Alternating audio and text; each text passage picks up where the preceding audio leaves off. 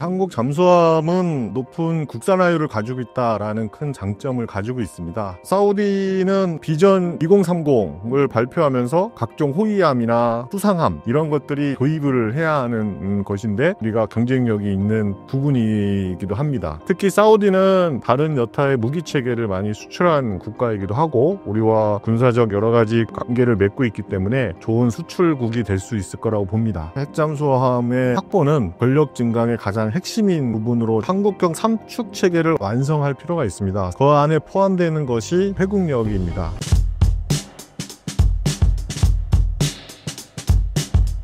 카이의 낙하산 인사가 문제라고 주목받고 있는데요. 낙하산 인사가 계속 반복된 이유는 무엇이고 현재 상황은 어떤가요? 카이는 우리나라 대표적인 항공회사죠. 어떻게 보면 대표적인 것보다도 유일한 회사라고 볼 수도 있겠습니다. 지금 현재 많은 수출에 대한 것들, 이런 호평을 받고 있는 KF-22를 성공적으로 개발한 국가이기도 하고요. 우리나라 항공산업에 어떻게 보면은 중추교준 역할을 하고 있다는 게 카이라고 볼 수가 있겠습니다. 그러나 카이의 어떤 최대 주주가 한국수출입은행이기 때문에 국가적인 어떤 영향권을 벗어나기는 사실 어렵죠. 그렇기 때문에 그동안 카이의 어떤 그 사장들의 낙하산 인사에 의한 사장 선임이 된 것이 현실적이기도 합니다. 최근에 부각된 것은 이제 전 강구영 사장이 현 정권이 들어서자마자 당일날 임기 3개월을 남기고 사의를 표명함으로 인해 가지고 많은 그 매스컴에 오르고 낙하산 인사에 대한 여러 가지 부정적인 그 시선을 받았죠. 또 있으면서 스마트 플랫폼 사업 1,000억 원 정도 하는 스마트 플랫폼 사업을 중단을 시키고 또 내부 직원들을 빨갱이를 수출한다라는 명목하에 정리를 하고 그런 것들을 함으로 인해서 내부적으로 많이 불만을 호소하는 일들이 많이 있었죠. 또 최근에는 그 AI 자율 파일럿을 40억에 도입을 했는데 그것을 도입한 회사가 페이퍼 컴퍼니급의 회사다라는 거 매스컴에도 나오고 하면서 또 수의 계약을 했다라고 하면서 문제성을 제시를 했었죠. 이 AI 그 파일럿은 굉장히 중요한 것입니다. 그 외국의 기술이 들어오면 향후 KF-21에 만약에 그게 탑재가 된다면 그거에 대한 로열티를 제공을 해야 되는데 제가 알기로는 한 대당 한 100억 정도의 로열티를 내는 걸로 알고 있습니다. 그렇지만 이제 내부 여러 가지 뉴스나 매스컴상에 나왔을 때는 내부 인원들은 KF-21의 AI 그 파일럿은 독자적으로 현재 개발하고 있기 때문에 그 도입된 해외 AI 파일럿은 단순히 기술적인 검토를 위한 것이다라고 보도 발표를 했는데요. 그렇지만 그런 거에 대한 오해와 또 그런 것들을 가져가는 것은 경영진의 어떤 그 판단에 대한 미스라고 저는 개인적으로 생각을 하고 있습니다. 그러한 그 측면으로 부각됨으로 인해서 이런 신정부가 들어서고 또 이제 카이 사장이 선임이 될 텐데 과연 그 또 어떤 인원이 선임이 될 건가에 대한 여러 가지 함양평이 있고 또 사람들의 시선이 그 몰리는 것도 사실이죠. 그동안의 그 카이의 사장들을 보면 전임은 어떤 정권과 상관없이 항상 문제가 되어 왔습니다. 전에 문재인 정부에서도 감사원장을 사장으로 선임을 함으로써 전투기와 전문성이 없는 사람이 사장이 된 것도 있고 그 전에 이제 박근혜 정권 때는 여러 가지 그 방산 비리 그런 걸로 인해서 구속과 법정인 것들 이런 것들이 많이 시달려면서 사장에 대한 여러 가지 그 어려움들이 있었죠. 앞으로 그 이러한 낙하산 인사는 좀 배제를 하고 전문 경영인이 참여를 해야 된다라고 생각을 하고 있습니다. 왜 그러냐면 카이는 어떤 그 항공 산업의 어떤 중추적인 역할을 하고 있기 때문에 항공기는 1년, 2년 단기간에 개발이 되는 것이 아니라 장기간 사업 로드맵을 가지고 있기 때문에 장기성을 가지고 경영에 대한 사업적 로드맵을 가져갈 필요가 있는 것이거든요. 근데 현재 사장은 임기가 3년입니다. 그렇기 때문에 짧은 임기 동안 또 정부의 어떤 관료나 이런 분들이 그 내정이 돼서 오면서 어떤 장기적인 사업 프로젝트를 수행하는 거에 어려움이 있을 거다라고 보고 있는 거고요. 또 KF-21은 이제 국내용이 아니고 수출용입니다. 해외 파트너들이 있는 것이죠. 해외 국가들이 카이를 바라보고 있고 또 이 KF-21의 어떤 기술력이나 어떤 성능 이런 것이 좋다고 하지만 그 회사의 경영진들이 어떠한지는 그 주변국들의 어떤 수출 파트너들이 굉장히 중요한 가치를 가지고 있는 부분일 겁니다. 또 지금은 경영은 ESG 해서 지배구조가 굉장히 중요한 기업의 평가를 차지하고 있지 않습니까? 그런 측면을 봤을 때 카이는 이제는 글로벌 기업으로 돼야 되고 또 우리가 방산 4대 강국에 진입하겠다라는 목표를 가지고 있는 만큼 카이가 지배구조에 대한 투명성, 전문성 이런 것들을 가져가는 것은 매우 중요한 부분이다라고 생각을 하고 있고 그 이유가 방산에 차지하고 있는 카이의 그 포지션이 그만큼 영향력이 있고 크기 때문에 그렇습니다. 그래서 지금 현재는 아직 카이 사장이 공석인 걸로 되어 있는데요. 여러 사람들이 함한평으로 되어 있지만 누가 되든 카이의 사장의 어떤 경영에 대한 전문성, 또 전투기의 어떤 항공에 대한 전문성, 더 중요한 것은 경영의 어떤 투명성 이런 것들을 가져와서 KF21의 어떤 수출에 좋은 영향과 또 해외 국가들의 좋은 어떤 파트너십을 가져가는 사장이 인선되기를 바랍니다.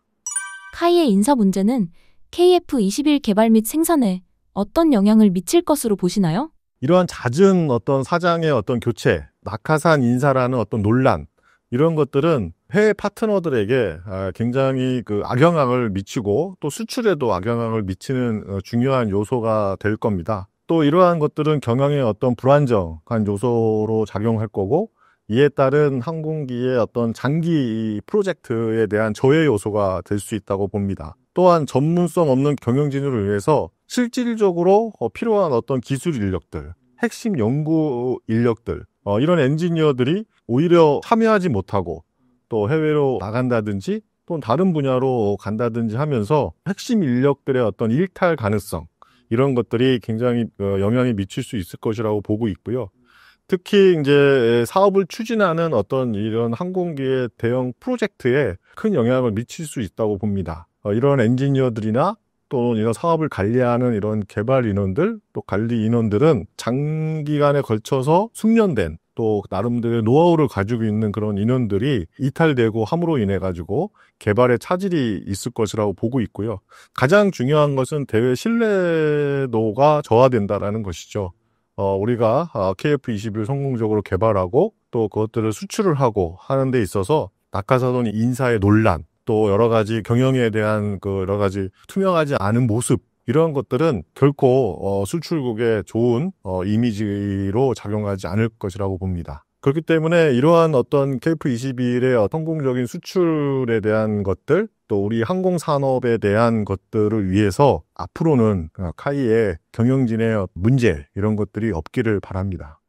최근 많은 주목을 받는 K방산의 과거 위상은 어땠나요? K방산이 최근 아주 그 큰 산업의 어떤 주요 분야로 부각되고 있어서 개인적으로 굉장히 기쁘게 생각을 하고 있고요. 초기에 1970년대부터 저희는 무기체계를 자주국방에 대한 기틀 하에 개발을 하기 시작했죠. 물론 이제 뭐 소총부터 해서 개발을 했습니다. 그러면서 이제 그 연구기관을 만들기 위해서 ADD라고 하는 국방과학연구소를 만들고 그쪽에서 자주국방의 어떤 기틀을 하기 위해 많은 부분 무기체계를 개발했죠. 최초에 개발할 때는 기술력이 없기 때문에 해외 기술들을 가져와서 그거를 모방하는 형식의 개발 프로세스를 가져오기도 하고 또는 어떤 기술에 대해서는 면허 생산에 대한 것들을 가져오면서 초기에 무기체계를 개발하는 초석을 마련했다라고 볼 수가 있겠습니다. 그러나 앞으로 지금은 이러한 여러 가지 그 종속된 기술을 벗어나서 독자적인 어떤 기술을 확보하고 또 첨단 기술에 대한 다른 기술들, 반도체나 또는 다른 어떤 여러 가지 로봇 기술 같은 것들을 국방에 접목시키면서 첨단 무기 체계를 개발하고 있는 것이 지금의 K방산을 갖게 한 원동력이다라고 볼 수가 있겠고 일부 우리 그 무기 체계가 성능도 좋고 가성비도 좋지만 평가받을 기회가 많이 없었습니다. 그렇지만 폴란드 계약이나 이런 것들을 통해 가지고 우리 무기 체계를 한번 써보니까 실질적으로 생각보다 좋더라. 그러면서 상대적으로 가격도 괜찮더라라는 어떤 평가를 받음으로써 주목을 받게 되는 거고 특히나 우리나라는 뭐 사실상 불행이긴 하지만 북한과의 어떤 그 안보적 적대 관계를 가지고 있지 않습니까? 그렇기 때문에 무기체계 자체가 바로 실전에 투입할 수 있는 무기체계로 개발을 해왔고 그렇기 때문에 그 무기체계 자체에 대한 성능이 입증됐다라고 평가를 받을 수가 있는 겁니다. 그렇기 때문에 그 무기체계들이 해외에 좋은 평가를 받고 있는 거고요. 앞으로 이제 K방산이 더욱더 그 위상을 확대하고 하기 위해서는 그러한 기술력들을 더욱더 내재화하고 또 수출에 대한 또 시장 확대가 많이 필요하다고 생각을 하고 있습니다.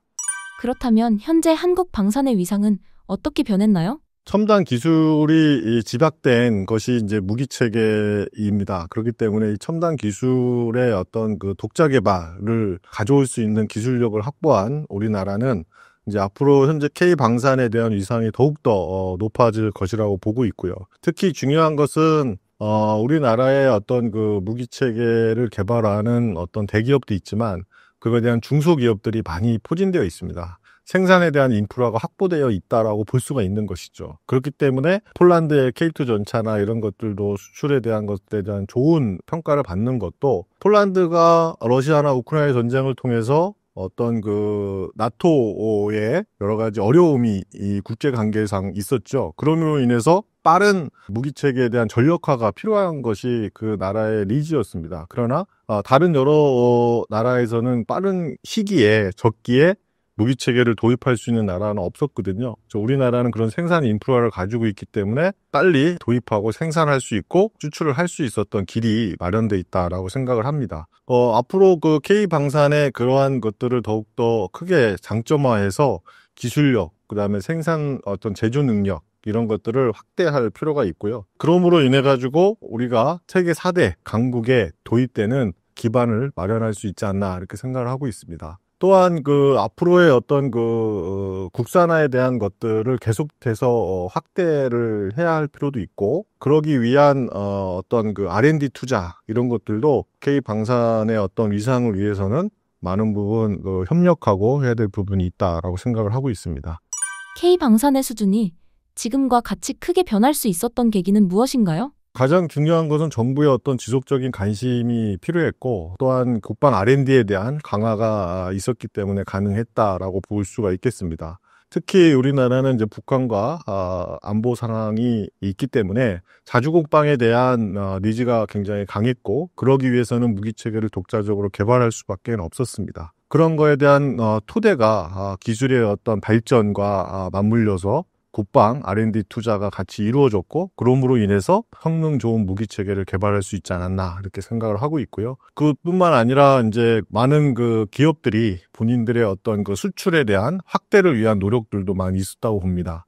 우리나라의 무기체계를 수출하기 위해서 많은 어려움이 있었지만 그거에 대한 성능적인 검증, 테스트 이런 것들을 통해 가지고 성능을 입증하는 노력들을 가져온 것이 중요한 부분이었고 특히 많은 좋은 인적 자원을 저희가 확보하고 있다라는 겁니다. 기술적인 측면에서 어떤 과학기술에 대한 인재의 양성을 통한 인재 확보가 있었기 때문에 우수한 연구 인력들이 합류하고 그럼으로 인해서 첨단 무기체계의 개발 이런 것들이 가져올 수 있는 어떤 K방산의 위상을 변화시킬 수 있는 중요한 요인이 아니었나 이렇게 생각을 하고 있고요. 특히 우리가 이제 다른 미국이나 나라에서 무기체계를 해외 구매를 할 때 절충교역이라는 제도를 사용을 함으로 인해서 기술 이전에 대한 것들을 많이 받았습니다. 그럼으로 인해서 그 기술을 내재화할 수 있는 그런 효과를 가져왔고요. 또 K방산의 위상이 또 커졌던 가장 또 중요한 부분은 국제 관계죠. 러시아와 우크라이나 전쟁을 통해서 그 유럽의 여러 국가들이 나름대로의 어떤 전력을 확보해야 하는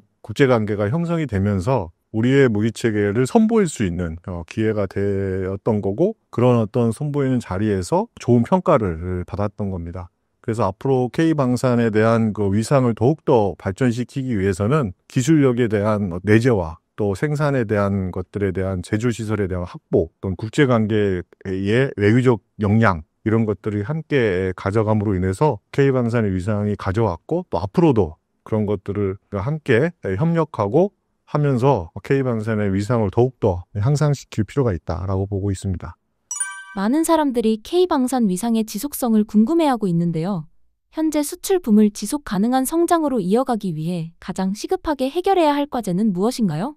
가장 중요한 것은 핵심 기술에 대한 원천 기술을 확보하는 겁니다. 아직까지 소프트웨어에 대한 부분들은 확보하지 못한 부분이 많이 있거든요. 특히 전투기 부분에서는 이제 엔진 부분을 독자적으로 개발함으로 인해 가지고 확보하는 것이 필요하고, 또 다른 무기 체계에서는 고성능의 반도체를 확보를 하는 것이 굉장히 중요합니다. 또한 앞으로는 이제 무인 무기 체계로 변화하기 때문에 그 과도기인 유무인 복합 체계에서 어떤 완성이 굉장히 필요한 부분이고, 그러기 위해서는 인공지능에 대한 기술들이 무기 체계에 같이 들어오면서 핵심 원천 기술을 확보하는 것이 굉장히 중요한 부분이라고 보고 있고요. 그 다음에 중요한 부분은 해외 수출국의 어떤 맞춤형 전략도 필요하다고 봅니다. 그들이 필요로 하는 여러 가지 안보 환경, 또 그들이 가지고 있는 무기체계의 어떤 연동성, 이런 것들과 함께 가져갈 수 있는 무기체계를 개발하는 것들, 그래서 맞춤형 서비스를 강화하는 것, 이런 것들도 필요하고요. 또 그럼으로 인해 가지고 어떤 국제관계에 대한 협업도 중요한 부분이라고 생각합니다. 그래서 K방산이 지속적으로 가져가기 위해서는 어떤 외교 관계에 대한 협력, 그것도 굉장히 중요한 부분이라고 보고 있고, 또 이를 통해 가지고 방산 대기업에 취중되어 있는 그런 역할에서 방산을 같이 하고 있는 어떤 방산 생태계를 확보하는 것들도 장기적인 그 K방산을 가져가는 중요한 부분 중에 하나다라고 보고 있습니다. 최근 한미 관세 협상에서 조선업 협력이 핵심 의제 중 하나라고 하는데요.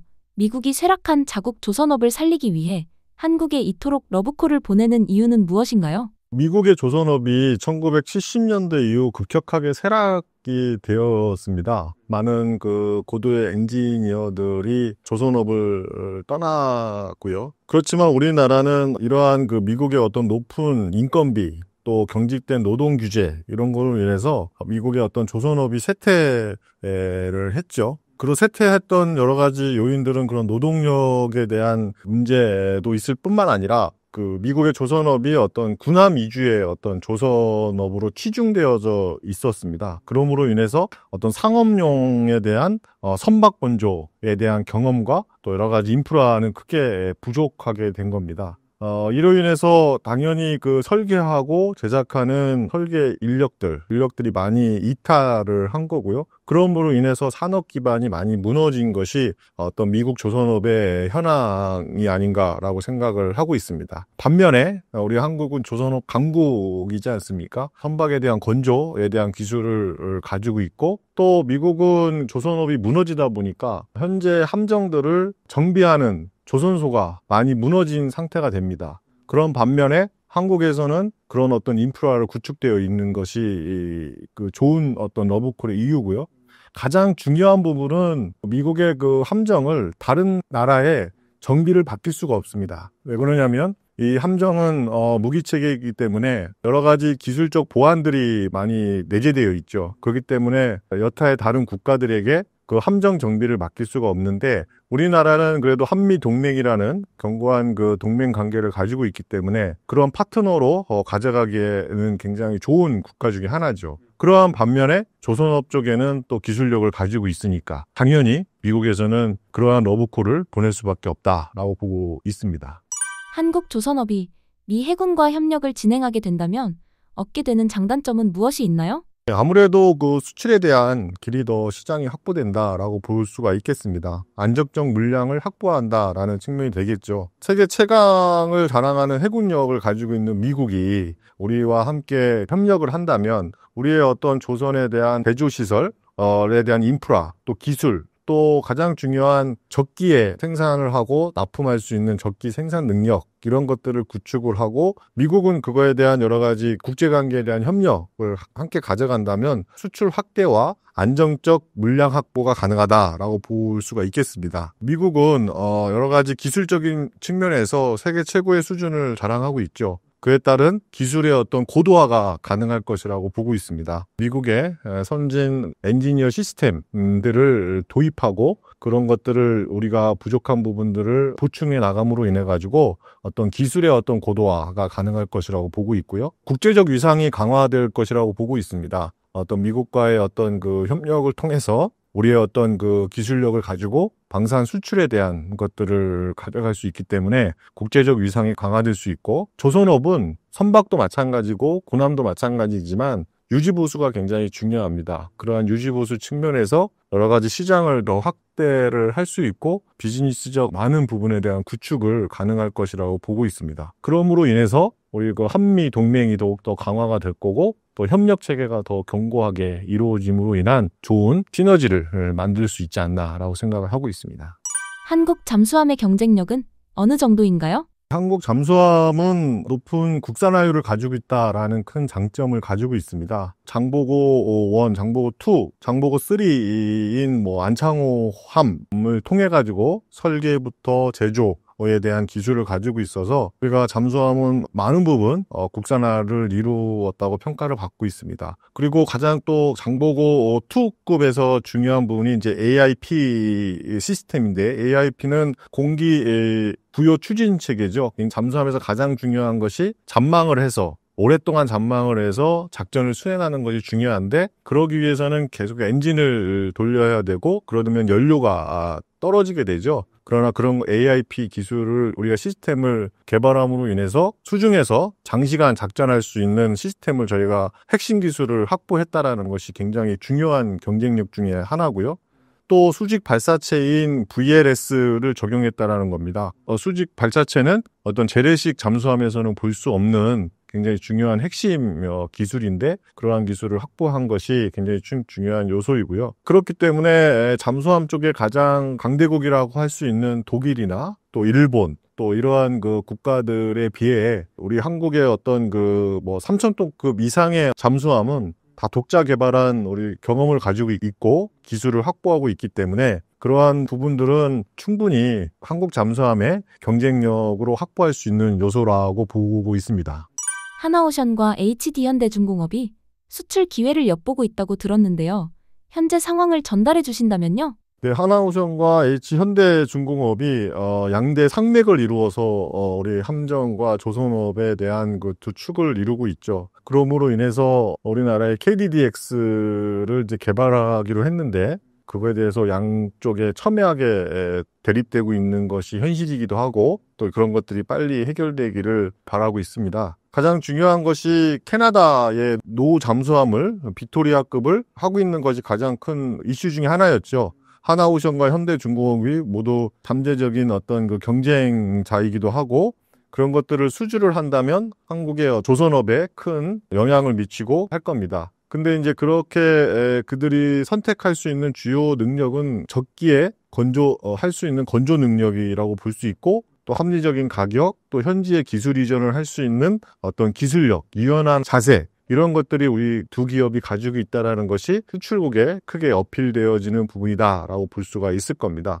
또한 사우디의 군함 사업인데요. 사우디는 비전 2030을 발표하면서 해군을 현대화하겠다라고 발표를 했습니다. 그러므로 인해서 각종 호위함이나 그 초계함, 수상함, 이런 것들이 이제 도입을 해야 하는 것인데, 그런 호위함이나 그 수상함 쪽에는 우리가 경쟁력이 있는 부분이기도 합니다. 그렇기 때문에 그런 하나오션이나 HD현대중공업에서 경쟁력 있게 수주 경쟁을 할 수 있는 부분이라고 생각을 하고 있고요.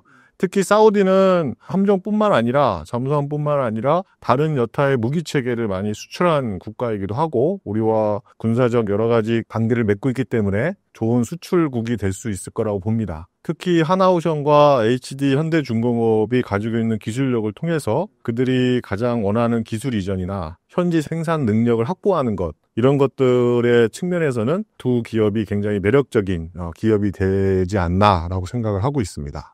트럼프 압박에 맞설 카드로 핵잠수함이 거론되고 있는데, 핵잠수함 도입 필요성이 점점 커지는 이유는 무엇이라고 보시나요? 핵잠수함은 원자력을 동력으로 하는 잠수함이죠. 그 원자력으로 한 잠수함은 가장 중요한 부분이 그 잠수함의 수중에서의 작전 지속력을 확보할 수 있다라는 겁니다. 그렇기 때문에 핵잠수함의 어떤 확보는 전력 증강의 가장 핵심인 부분으로 작용을 하고 있는 것이고, 여러 가지 핵탄도 미사일에 대한 잠수함에 대한 전략 무기로서의 어떤 역할을 할 수 있다는 겁니다. 핵잠수함 한 대를 보유함으로 인해서 비대칭 구조의 어떤 군사적 전략이 가능하기 때문에 그렇습니다.